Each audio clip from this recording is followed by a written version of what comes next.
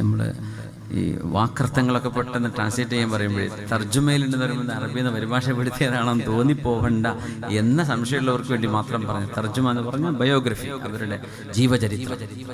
ഭാഷ വഴിമാറുന്നതിനും തർജുമ എന്ന് പറയും. അതല്ല, ഇമാം ബുഖാരി തങ്ങളെ സംബന്ധിച്ച് പറയുന്ന തർജുമയിൽ പള്ളിയിൽ ഒരുപാട് ആളുകൾ ഒരുമിച്ച് കൂടി പള്ളിയിൽ നിന്ന് ഇങ്ങനെ ഇറങ്ങുമ്പോൾ ബുഖാരി ഇമാം അതിൻ്റെ ഇടയിലൂടെ ഇങ്ങനെ നടക്കുന്നത് ഞങ്ങൾ കണ്ടു. എല്ലാവരും ഇറങ്ങി എന്ന് കണ്ടപ്പോൾ മഹാനവറുകൾ പള്ളിയുടെ നടുവിലെങ്ങാനും ആരോ ഇട്ടുപോയിരുന്ന ചെറിയൊരു അഴുക്ക് മഹാന്റെ കൈകൊണ്ട് പൊറുക്കിയെടുത്ത് ആരും കാണാതെ പള്ളിയുടെ പുറത്തേക്ക് കൊണ്ടുപോയി എറിയുന്നത് ഞങ്ങൾ കണ്ടു. ആളുകൾ കടയിൽ നിന്ന് എടുത്തില്ല, അത് ശ്രദ്ധയിൽപ്പെടണ്ടെന്ന് വിചാരിച്ച് ആളുകൾ പോകുന്നവരെ കാത്തിരുന്നു ഇമാം അവറുകൾ. എന്നിട്ട് കൊണ്ടുപോയി കളഞ്ഞത് ഞങ്ങൾ കണ്ടുവെന്ന് മഹാനായ ഇമാം മുഹമ്മദ് ബിൻ ഇസ്മാഈൽ അൽ ബുഖാരി റഹ്മത്തുള്ളാഹി തആല അലൈഹിയെ കുറിച്ച് പറയുന്നുണ്ട്. നമ്മൾ പള്ളി, അല്ലാഹുവിൻ്റെ മസ്ജിദ്, നമ്മുടെ മദ്രസ, പള്ളിയിൽ ബാത്റൂമിൽ വെള്ളമുണ്ടോ, ഹൗദിൽ വെള്ളമുണ്ടോ, ഇമാം അവിടെ മുഅദ്ദിന് ബാങ്ക് കൊടുക്കാം. മനുഷ്യന്മാരെല്ലാം ചിലപ്പോൾ ഉറങ്ങിപ്പോയി എന്ന് വരും, അല്ലെങ്കിൽ ചിലപ്പോൾ എവിടേക്കെങ്കിലും പോവേണ്ടി വന്നു, വീട്ടിൽ എമർജൻസിക്ക് നാട്ടിൽ പോയതാ, ബാങ്ക് വിളിക്കാൻ ആളുണ്ടോ, ഇമാമത്തിന് ആളുണ്ടോ, പള്ളിയുടെ കാര്യങ്ങളൊക്കെ എങ്ങനെയാണ്, ഇതൊക്കെ ഒരു ജിജ്ഞാസയോടുകൂടെ ഒരു ഉത്സാഹത്തോടുകൂടെ നോക്കി നടക്കാനെങ്കിലും നമുക്ക് സാധിക്കണം. മഹാന്മാരായ എൻ്റെ ചെറുപ്പക്കാരായ സുഹൃത്തുക്കളെ, വറജുലുൻ ഖൽബുഹു മുഅല്ലഖുൻ ബിൽ മസാജിദ്, മസ്ജിദുമായി നമ്മുടെ മനസ്സിനൊരു ബന്ധമുണ്ടെങ്കിൽ നാളെ അർശിന്റെ തണല് കിട്ടുന്ന 7 വിഭാഗങ്ങളിൽ ഒരു വിഭാഗം അവരാണ്. മറന്നുപോകരുത്. അല്ലാഹു നമുക്ക് തൗഫീഖ് തരട്ടെ. നഹ്നു الذين بايعوا محمدا على الجهاد ما بقينا أبدا. മഹാനായ അംർ ഇബ്നുൽ ആസ് റളിയല്ലാഹു അൻഹുവിനോട് ആളുകൾ ചോദിച്ചു, അംർ ഇബ്നുൽ ആസ് എന്നവരെ, കൈഫ കുൻതും, എങ്ങനെയാണ് നിങ്ങൾ ജീവിച്ചു പോന്നിരുന്നത്?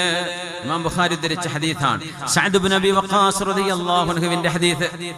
അവർ പറഞ്ഞിട്ടുണ്ട്, ഞങ്ങൾക്ക് തിന്നാൻ ഭക്ഷണം കിട്ടാത്ത സമയത്ത് അക്കലൂ ഔറാഖ അഷ്ജർ ഹത്താ തഖറഹത് അഷ്ദാഖുഹും, ചെടികളുടെ ഇലകൾ തിന്നത് കാരണം വായ മുഴുവനും മുറിവായിരുന്നു.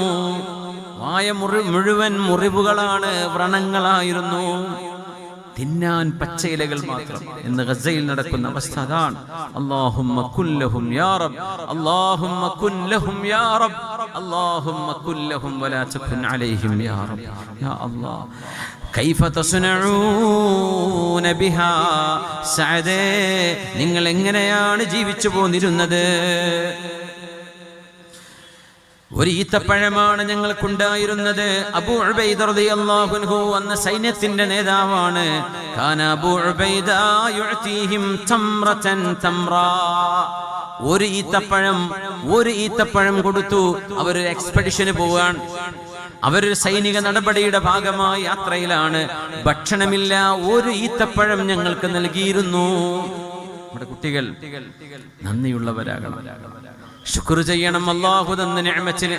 നമ്മുടെ മക്കൾക്ക് മത്സ്യം വേണ്ട, അത് വേണ്ട, ഇത് വേണ്ട, വെറും ചിക്കൻ മാത്രം മതി, പച്ചക്കറി കഴിക്കണ്ട, ഫ്രൂട്ട്സ് വേണ്ട, ഒന്നും വേണ്ട, വെറും ചിക്കൻ. ഇങ്ങനെ ഒരു അൺഹെൽത്തി ലൈഫ് സ്റ്റൈൽ നമ്മുടെ വീടുകളിലും നാടുകളിലൊക്കെ പരന്നുകൊണ്ടിരിക്കുകയാണ്, അല്ലേ?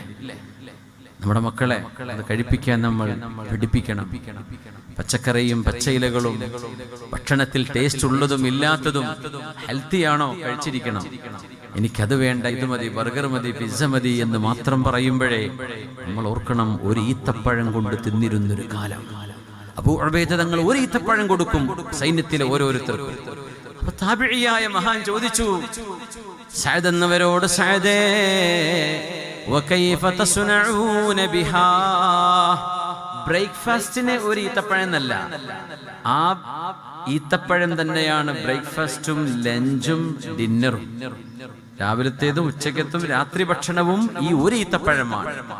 എന്തേ നിങ്ങൾ ചെയ്തിരുന്നത് എന്ന് ചോദിച്ചു. നോക്കണം, ഭക്ഷണം നമ്മുടെ തീന്മേശയിൽ ഒരുപാട് കാണുമ്പോഴേ അല്ലാഹുവിന്റെ നിഅമത്തിനെ മറന്നുപോയി നമ്മൾ എങ്ങനെയാ അതിനൊക്കെ ശുക്ർ ചെയ്യുക? സുമ്മ ലതുസ്അലുന്ന യൗമഇദിൻ അനിൻ നഈം, അള്ളാഹു നമ്മളോട് ചോദ്യം ചെയ്യും നിഅമത്തുകൾക്ക് നന്ദി ചെയ്തിട്ടില്ലെങ്കിൽ എന്നാണ്. അള്ളാഹു നമ്മളെ ശാക്കിരീങ്ങളാക്കി തരട്ടെ. അല്ലാഹുമ്മ ലക്കൽ ഹംദു യാ റബ്ബ്. റബ്ബേ, ദാരിദ്ര്യം കൊണ്ട് പരീക്ഷിക്കരുതേ റബ്ബേ. അള്ളാഹുവേ, വിശപ്പ് കൊണ്ട് പരീക്ഷിക്കരുതേ റബ്ബേ. അള്ളാഹുവേ, ദാരിദ്ര്യവും കഷ്ടപ്പാടും കൊണ്ട് പരീക്ഷിക്കരുതേ റബ്ബേ. കഠിനമായ വേദനയുള്ള രോഗങ്ങൾ കൊണ്ട് പരീക്ഷിക്കരുതേ റബ്ബേ. നമ്മുടെ മക്കളോട് നന്ദി പറയാൻ പറയണം, ശുക്ർ പറയാൻ പറയണം, ഭക്ഷണം വേസ്റ്റ് ആക്കാതിരിക്കാൻ പറയണം. നമ്മുടെ വിവാഹങ്ങളിലും സദ്യകളിലും ഭക്ഷണം യഥേഷ്ടം വിളമ്പിയിട്ട് ബഫേ സിസ്റ്റങ്ങളൊക്കെ ഉണ്ടാകുമ്പോൾ ഓരോരുത്തരും വാരിക്കോരി എടുക്കുകയാണ് മല പോലെ. അത്രയൊന്നും കഴിക്കേണ്ട ആവശ്യമില്ല, വളരെ കുറച്ച് കഴിച്ചാൽ മതി. പക്ഷേ ഒരുപാട് എടുത്തിട്ട് വേസ്റ്റ് ആക്കി കളയാം. ഒരേ ഡിഷ് തന്നെ പലതും, പല വെറൈറ്റികൾ, ഫിഷും മീറ്റും ചിക്കനും വെജിറ്റബിളും മധുരവും അല്ലാത്തതും ഒക്കെ ഒരുമിച്ചങ്ങ് കഴിക്കുക. നമ്മുടെ വയറ് മെയ്ഡ് ബൈ അല്ലാഹ്. അതുമല്ല മെയ്ഡ് ഇൻ ചൈനയൊക്കെ ആണെങ്കിൽ പോയേനെ. എപ്പോഴോ അള്ളാഹു ഉണ്ടാക്കിയതായത് കൊണ്ട് മാത്രം നമ്മുടെ ബോഡി സർവൈവ് ചെയ്യുന്നു. 50ഉം 60ഒക്കെ ആകുമ്പം ബോഡി പറയും എന്നെ കൊണ്ടാവില്ല കേട്ടോ. അപ്പോഴാ പിന്നെ ആശുപത്രിയിലേക്ക് ഓടുന്നത്. അതുവരെ ഇത് കടിച്ചിറക്കി കൊണ്ടുപോയില്ലേ? നമ്മൾ ആലോചിച്ച് നോക്കി, എന്തൊക്കെ മിക്സ് ചെയ്തിട്ടാണ് കഴിക്കണത്. നമ്മുടെ ശരീരത്തിന് ഒരു ടെമ്പറേച്ചർ ഉണ്ട്. മാംസം കഴിക്കുമ്പോൾ ആ മാംസം ദഹിപ്പിക്കാൻ ഒരു ടെമ്പറേച്ചർ നമ്മുടെ വയറിന് ഉൽപ്പാദിപ്പിക്കേണ്ടതുണ്ട്. അതിൻ്റെ കൂടെ തന്നെ പത്തിരിയും കിടന്നു. അപ്പോൾ പത്തിരിയുടെ ടെമ്പറേച്ചർ അത്ര വേണ്ട. അതിൻ്റെ കൂടെ ചിക്കൻ വന്നു, ഫിഷും വന്നു, വെജിറ്റബിൾ വന്നു, പായസം വന്നു. ഇങ്ങനെ ഒരുപാട് കാർബോ, ഒരുപാട് ഗ്ലൂക്കോസ്, ഇതൊക്കെ വരുമ്പോൾ നമ്മുടെ ബോഡിക്ക് മാനേജ് ചെയ്യാൻ പ്രയാസമുണ്ട്. അല്ലാഹു തന്ന അമാനത്താണ്. നിങ്ങളുടെ ശരീരം നശിപ്പിക്കരുതേ. ഇതൊക്കെ നമ്മുടെ പുതിയ തലമുറയോട് പറഞ്ഞു കൊടുക്കേണ്ടതാണ്. ഒരു ഈത്തപ്പഴം കൊണ്ട് ജീവിച്ചു നമ്മുടെ ഹബീബിന്റെ സ്വഹാബിമാർ. ആരെന്നറിയോ? റളിയല്ലാഹു അൻഹും വറളൂ അൻഹു. അല്ലാഹു അവരെ ഇഷ്ടപ്പെട്ടു, അവര് അല്ലാഹുവിനെ ഇഷ്ടപ്പെട്ടു. പക്ഷേ അവര് ദാരിദ്ര്യത്തിലാണ് ജീവിക്കുന്നത്.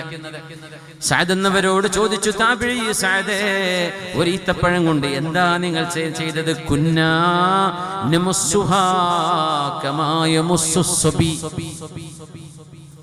ഒരു പിഞ്ചു പൈതൽ അമ്മിഞ്ഞ പാല് നുണയുന്ന പോലെ ഈത്തപ്പഴം ഞങ്ങൾ വായിൽ വെച്ച് നുണയും. തുമ്മ നശ്റബു അലൈഹാ മിനൽ മാ. ഒരു ഈത്തപ്പഴം കഴിക്കൂല, രാത്രിയാവുന്നവരെ കൊണ്ടു നടക്കാനുള്ളതാ. സൈന്യത്തിന് പോവാണ് ഇവര്, യുദ്ധത്തിന് പോവാൻ. ആലോചിക്കണം. ഞങ്ങളത് വായ കൊണ്ട് ഊമ്പിയെടുത്ത് അതിന്റെ മീതെ വെള്ളം കുടിക്കും. അങ്ങനെ രാത്രി വരെ ഞങ്ങൾക്കത് മതിയാകുമായിരുന്നു. രാത്രിയിൽ അത് കഴിക്കും, നാളെ ഒരു ഈത്തപ്പഴം വേറെ കിട്ടും. അങ്ങനെ ഒരു ഈത്തപ്പഴം കൊണ്ട് ഞങ്ങൾ ജീവിച്ചിട്ടുണ്ട് എന്ന് മഹാനായ മദീനയിലെ മദീനക്കാരായ അൻസ്വാരികളുടെ നേതാവ് സഅദ് ഇബ്നു അബീ വഖാസ് റളിയല്ലാഹു അൻഹു. ആരാ? സൈന്യത്തിന്റെ നേതാവ്, ഈ ഉമ്മത്തിന്റെ അമീനായ വലിക്കുല്ലി ഉമ്മത്തിൻ അമീൻ വ അമീനു ഹാദിഹിൽ ഉമ്മ അബൂ ഉബൈദത്ത് ഇബ്നുൽ ജറാഹ് റളിയല്ലാഹു അൻഹു ആണ്. ഹബീബിന്റെ രഹസ്യ സൂക്ഷിപ്പുകാരനാണ്, മഹാനവറുകളാണ്, സൈന്യത്തിന്റെ നേതാവ്. ഒരു ഈത്തപ്പഴം കൊണ്ട് ഒരു ദിവസം സർവൈവ് ചെയ്ത കഥ, അവര് ചെയ്ത ത്യാഗമാണ്. അതൊക്കെ നമ്മുടെ തലമുറ അറിയണം. കുട്ടികള് വ്യത്യസ്തങ്ങളായ variety of different types of food നമ്മുടെ മുമ്പിലേക്ക് വരുമ്പോഴേ ഒന്ന് അൽഹംദുലില്ലാ എന്ന് പറയാം. ബർഗർ കിട്ടിയില്ലേ എന്ന് കഴിക്കൂല, ചിക്കൻ ഇല്ലേ അന്ന് പട്ടിണിയാണ്. ഇങ്ങനെ ജീവിക്കുന്ന നമ്മുടെ മക്കൾക്ക് പറഞ്ഞു കൊടുക്കണം, മക്കളെ, ദാരിദ്ര്യത്തിന്റെ കയ്പ് നീരനുഭവിച്ച് ഒരു ഈത്തപ്പഴം കൊണ്ട് ഒരു ദിവസം മുഴുവൻ കഴിച്ചു കൂട്ടിയ നമ്മുടെ പൊന്നു റസൂലിന്റെ സ്വഹാബിമാർ കഴിഞ്ഞു പോയിട്ടുണ്ട്. മക്കളെ, നമ്മളൊക്കെ അനുഭവിക്കുന്ന നിഅമത്തിന്റെ വണ്ണവും വലുപ്പവും എത്രയാണ്! എത്ര റബ്ബിന് നമ്മൾ ശുക്ർ പറയണം. കിട്ടിയത് കഴിക്കണം, ഉള്ളതിനെ പരാതി പറയരുത്, ഇല്ലാത്തതിനെ കുറിച്ച് പഴി പറയരുത്, ഉള്ളത് കൊണ്ട് ശുക്രോടെ ജീവിക്കണം മക്കളെ എന്ന് നമ്മുടെ മക്കളോട് പറഞ്ഞു കൊടുക്കേണ്ട സമയമാണ്. അഖ്റജകുമാ മിൻ ബുയൂതികുമാ ഹാദിഹി സ്സാഅ. രണ്ട് വിഐപികളായ രണ്ട് സുഹാബിമാർ അവരുടെ വീടിൽ നിന്ന് ഇറങ്ങി ഓടുകയാണ്. എന്തിനെന്നറിയോ? കാലറി ബേൺ ചെയ്യാനുള്ള ഓട്ടമല്ല ഇത്, ഭക്ഷണം തേടിയുള്ള ഓട്ടമാണ്. ആരായി ഓടിയതെന്നറിയോ? ആരെക്കുറിച്ചാണോ? സ്വാഹിബ് റസൂലുള്ളാഹിന്റെ സ്വാഹിബ് എന്ന് പറഞ്ഞത് സിദ്ദീഖുൽ അക്ബർ റളിയല്ലാഹു അൻഹു. രണ്ടാമത്തെ വിഐപി ആരാന്നറിയോ? വിഐപി. അല്ലാഹുവേ, എനിക്ക് ഉമറിനെ തരണേ, ഉമറിനെ കൊണ്ടോ അംർ ഇബ്നു ഹിഷാമിനെ കൊണ്ടോ ദീനിന് ശക്തി പകരണേ എന്ന് ഏതൊരാൾക്ക് വേണ്ടി നബി തങ്ങൾ ദുആ ചെയ്തോ ആ ഉമർ ഇബ്നുൽ ഖത്താബ് റളിയല്ലാഹു അൻഹു ആരാണോ ഹബീബിന്റെ കൂടെ ഹബീബിന്റെ തൊട്ടു പിറകിലായി പരിശുദ്ധമായ പച്ചക്കുബ്ബക്കു താഴെ മദീന പള്ളിയുടെ ഹുജറത്തു ശരീഫയിൽ ആരാണോ ഏത് രണ്ടുപേരാണോ ഹബീബിന്റെ തൊട്ടു പിറകിലായി തോളിലേക്ക് തലവെച്ച് കിടക്കുന്നത് ആ രണ്ട് മഹാന്മാർ അബൂബക്കറും ഉമർ റളിയല്ലാഹു അൻഹുമാ അവരുടെ വീട്ടിൽ നിന്ന് ഇറങ്ങിയോടി ഒരു ദിവസം പുണ്യനബി ചോദിച്ചു മാ അഖ്റജകുമാ മിൻ ബുയൂതികുമാ ഉമറേ സിദ്ദീഖേ എന്തേ വീട്ടിൽ നിന്ന് ഇറങ്ങി ഓടാൻ കാരണം എന്ന് ചോദിച്ചപ്പോ അൽ ജൂഉ യാ റസൂലല്ലാഹ് വിശപ്പ് കൊണ്ടാണ് നബിയേ വിശക്കാനൊന്നും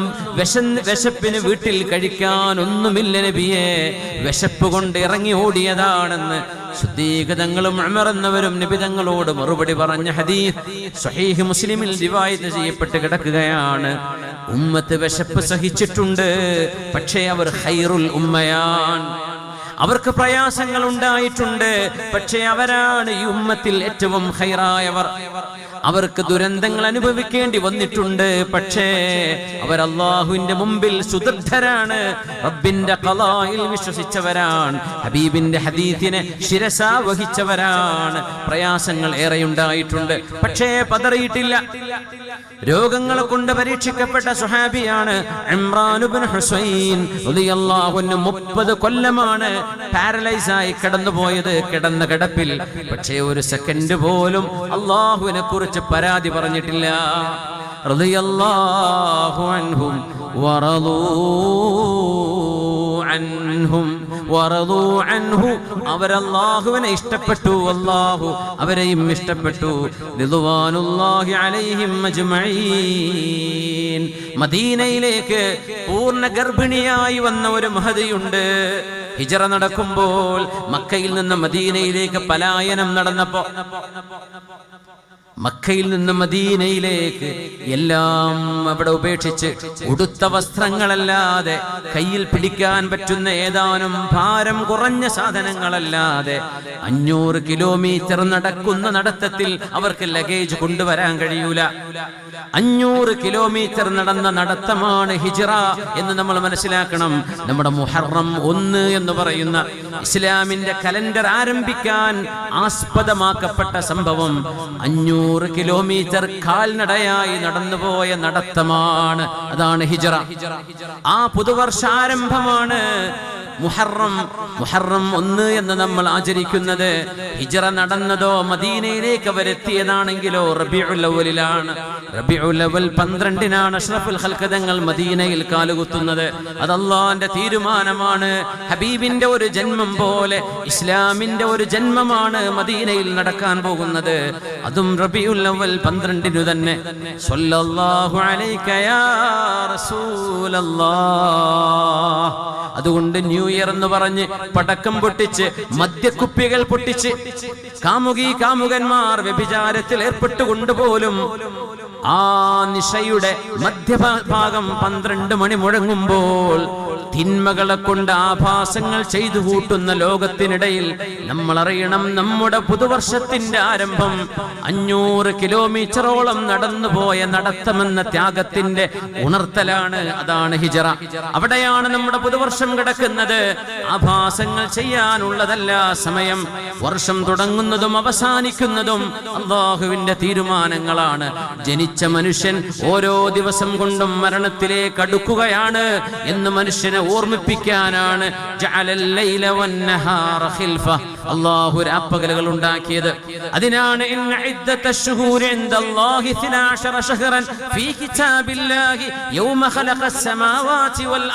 12 മാസങ്ങളായി 30 ദിവസങ്ങളായി 24 മണിക്കൂറുള്ള ദിനരാവുകളെ അല്ലാഹു മനുഷ്യന് ഭൂമിയിൽ സംവിധാനിച്ചത്. ഒരു വർഷം ആരംഭിക്കുകയും അടുത്തൊരു വർഷം പിറക്കുകയും ചെയ്യുന്ന മുഹൂർത്തത്തിൽ തിന്മകൾ ചെയ്ത് റബ്ബിനോട് നന്ദികേട് കാണിക്കാനല്ല എന്ന് എന്റെ മുസ്ലിമീങ്ങളായ സഹോദരങ്ങൾ മനസ്സിലാക്കണേ. നമ്മുടെ ഹിജ്റ കലണ്ടറിന്റെ ആരംഭം ഈ ഒരു ത്യാഗമാണ്. 9 മാസം ഗർഭിണിയായ ഒരു പെണ്ണ് ആ യാത്രയിലുണ്ടായിരുന്നു. അവരുടെ പ്രസവം നടന്നത് ഒരു ഹോസ്പിറ്റലിലല്ല, അവരുടെ പ്രസവം നടന്നത് മദീനയിലെത്തിയപ്പോഴാണ്. 500 കിലോമീറ്റർ കാൽനടയായും വളരെ മെല്ലെ നടക്കുന്ന ഒട്ടകപ്പുറത്ത് കയറിയും ഹബീബിന്റെ അനുയായികളുടെ കൂടെ നിന്നുകൊണ്ട് മദീനയിലെത്തിയ ഒരു പൂർണ്ണ ഗർഭിണി ആരെന്നറിയുമോ? അത് സിദ്ദീഖ് റളിയല്ലാഹു അൻഹുവിന്റെ മോളാണ്, അസ്മാഉ ബിൻത് അബീ ബക്ർ റളിയല്ലാഹു അൻഹാ. അസ്മാ ബീവി എന്ന